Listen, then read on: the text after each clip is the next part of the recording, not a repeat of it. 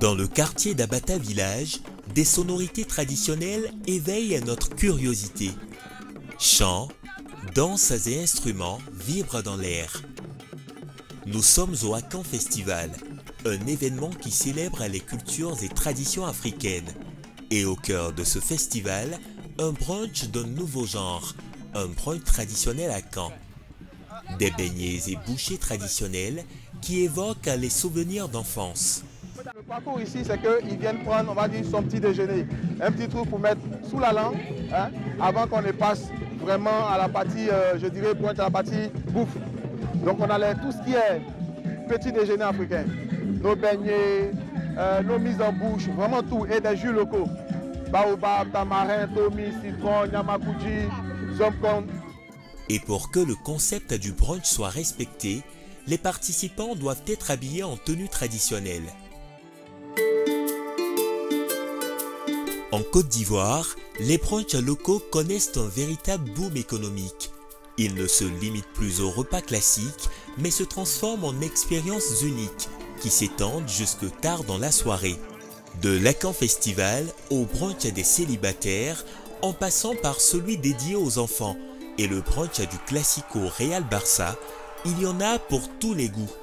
Préparez-vous à vous faufiler au milieu de ces rassemblements conviviaux et festifs qui font de la Côte d'Ivoire une destination privilégiée pour les amateurs de brunch hors du commun.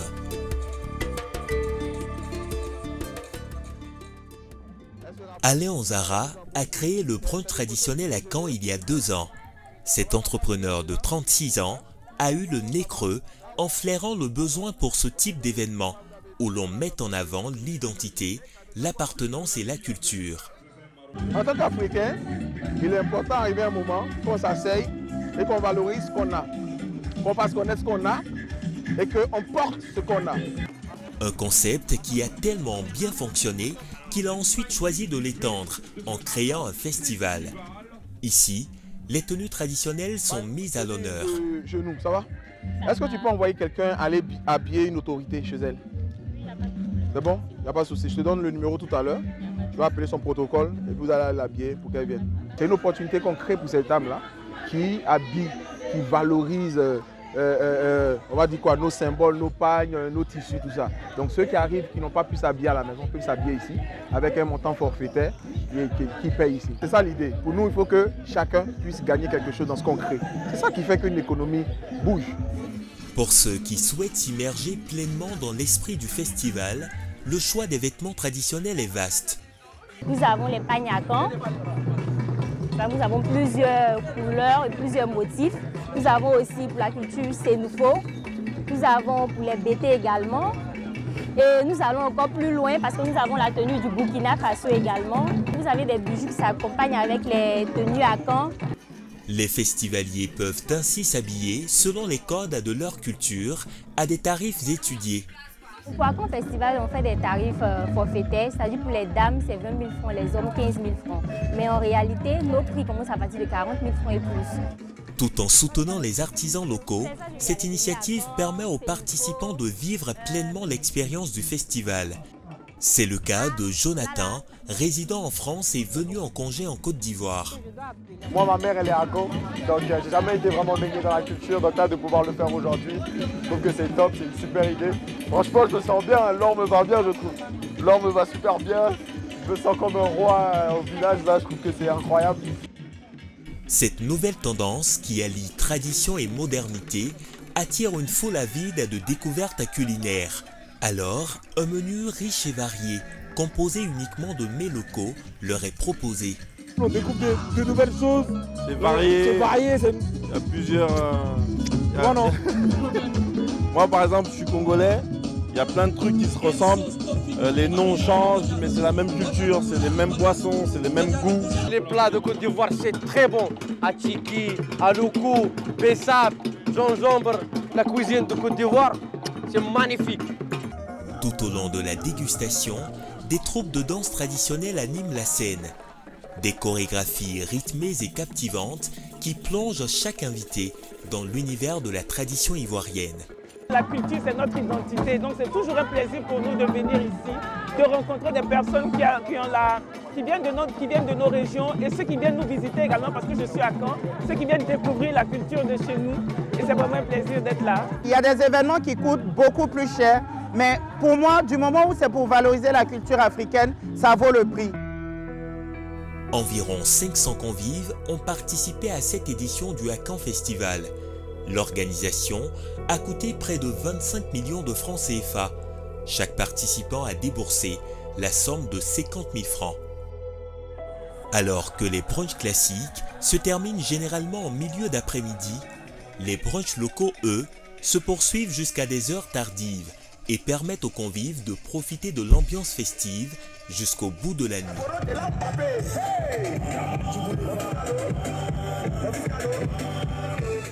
Cette formule favorise également les échanges et les rencontres.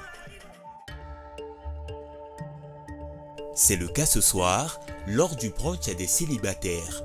Un moment de détente autour d'une table garnie de mets délicieux que les invités savourent d'entrée de jeu.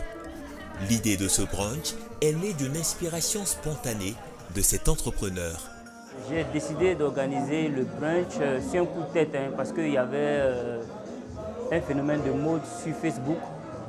Tout le monde disait le brunch des Agnis, le brunch des Akan, le brunch des BT et on a lancé comme ça le brunch des célibataires. Et en une semaine, on a eu 3000 abonnés sur la page. Et pour trouver le ou la partenaire idéal, une panoplie de jeux est organisée avec pour objectif de briser la glace.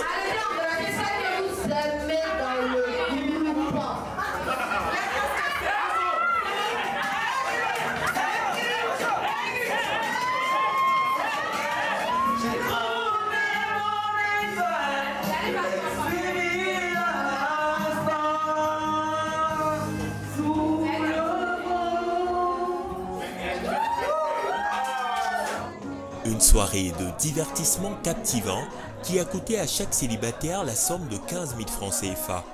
15 000 francs pour ce brunch, je pense que c'est raisonnable. Et à Abidjan, ici même, il y a des brunchs qui coûtent 35 000, 50 000. Et pour rencontrer l'homme de sa vie ou son âme sœur, 15 000 francs, je pense que c'est raisonnable. On a vu beaucoup de personnes échanger entre eux, s'échanger des numéros, poser, danser, manger. Je pense qu'au sortir de cela, beaucoup de coups vont se former. À 22 h, l'ambiance de la salle change et la piste de danse s'embrase. Les célibataires se laissent emporter par le rythme enivrant de la musique, créant une atmosphère électrisante. Les corps se mêlent et s'enlacent.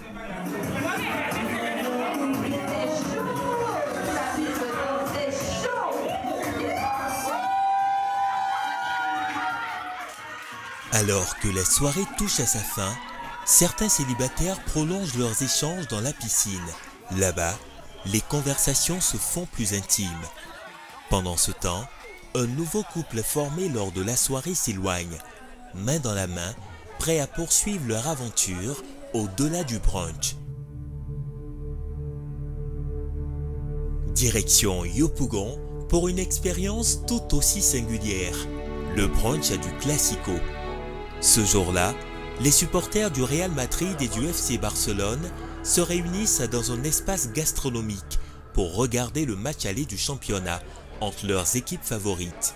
Les organisateurs ont eu le nez creux pour nous rassembler tous, supporters de Barcelone, supporters de la meilleure équipe du monde, le meilleur club du monde, le Real Madrid, ça peut rester qui. Voilà, le meilleur club du monde, le Real Madrid.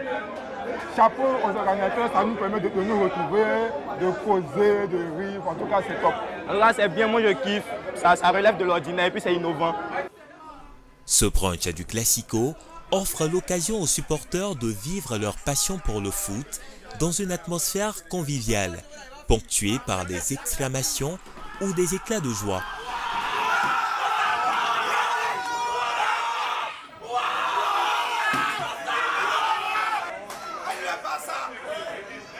Ah, moi, j'ai parlé à mon gars, je lui ai dit, on allait les battre, ils ne croient pas. Vous voyez ça maintenant, on les mène à la mi-temps. Mais en deuxième mi-temps, ils vont subir. À la mi-temps, le repas est servi. Au-delà de la rivalité entre les deux clubs, l'ambiance est cordiale. Les supporters madrilènes et catalans dégustent ensemble leurs plats, une satisfaction pour les organisateurs. La plupart des brunchs sont payants. Donc pour cette première édition du Classico, on a décidé comme ça de faire une nouvelle stratégie, c'est-à-dire que permettre aux supporters d'avoir accès à l'espace gratuitement, mais de pouvoir exiger une consommation. Et je pense que le pari a été gagné et tous les supporters sont là avec la consommation, la nourriture. Cette trêve gourmande resserre les liens avant le retour du duel sur le terrain. Une seconde mi-temps où le Real met la pression et finit par égaliser au grand bonheur de ses supporters.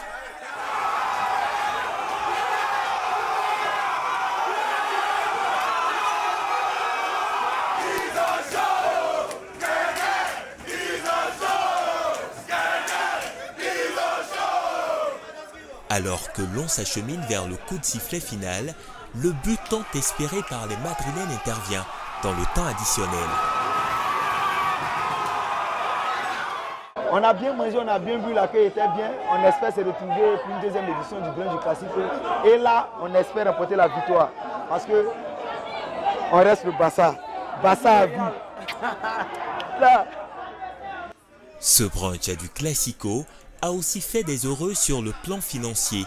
Il a permis au restaurant OBV Complex d'engranger de l'argent. Pour l'instant, nous n'avons pas encore les chiffres exacts. Comme vous le voyez, il y a, même après le match, certains qui continuent de consommer. Mais on peut dire que nous sommes pour l'instant entre 300 et 400 000 francs. Et c'est un bon chiffre pour vous? Oui, c'est un bon chiffre pour nous, même si généralement les samedis il y a plus de personnes, mais avoir encore 100 personnes de plus et consommer 400 000 francs, c'est un très bon chiffre pour nous. On encourage même que vraiment il y ait ces genres d'activités dans notre espace, ça nous fera davantage de bien. Si les brunchs réservent des expériences uniques aux adultes, les tout petits ne sont pas en reste. Au Sunset Park, le brunch des enfants offre une journée de divertissement remplie de surprises à 5 000 francs l'entrée. Des jeux et des danses avec un clown rythment le brunch et permettent aux enfants de s'amuser en toute liberté. Ici également, les petits ont été invités à revêtir des tenues traditionnelles. On a choisi la tenue traditionnelle comme dress code parce qu'en Côte d'Ivoire, il y a plusieurs ethnies, donc on a voulu que chaque enfant vienne avec une tenue pour valoriser sa culture.